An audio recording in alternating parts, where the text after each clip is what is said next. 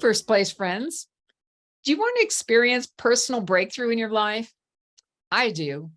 I don't know about you, but I can hop on a sugar train without a ticket or an invitation. And it takes me to a place called No Good.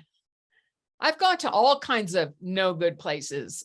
A valley called I Don't Feel Like Exercise, a town called Sugarville, an entire county called Chips and Ice Cream.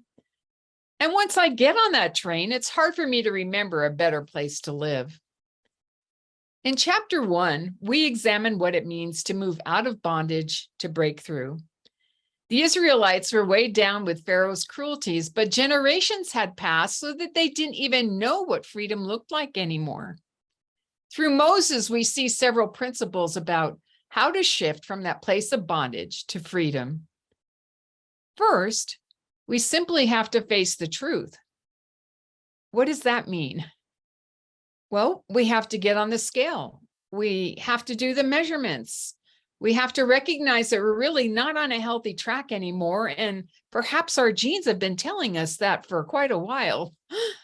I'm not in a good place when I haven't gotten on the scale for weeks and when dinner is a bowl of ice cream 2 nights in a row this summer. I recently had to face the truth that while I hadn't gotten COVID-19, I had put on COVID-19 pounds or more.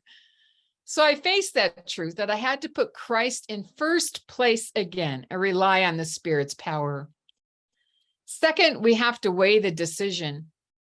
Here's the decision: to stay on the same course, that one that's not working, or to make better choices. Sometimes our bondage becomes a weird place of comfort. Weighing the decision really, though, is not that hard. I want to be the best I can be, and I also take responsibility for my own health struggles. Teddy Roosevelt once said, "If you could kick the pants of the person responsible for most of your struggles, you wouldn't sit for a month." Recently, I put a little sticky note on my fridge. It says, "You are good at making decisions, Janet. Make the decision for health too." You also, friend, can decide to do the right thing. Third, we then take the first steps. You may have already done that by starting this Bible study, but other important first steps are tracking and exercising. It occurred to me the other day, Janet, you brush your teeth twice a day. You can track too. Just make it the same kind of habit. Fourth, we then follow through. Go ahead and mark your first place meetings right now on your calendar. Right now. Just get it out and mark them all down. Don't set appointments or meetings for that meeting time.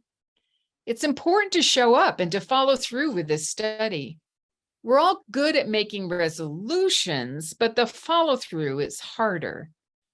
The last couple of years, I've attended a Bible study in my little town here, and we typically start with about 20 women, but by the time the study is ended, only about 6 weeks later, about only 7 show up.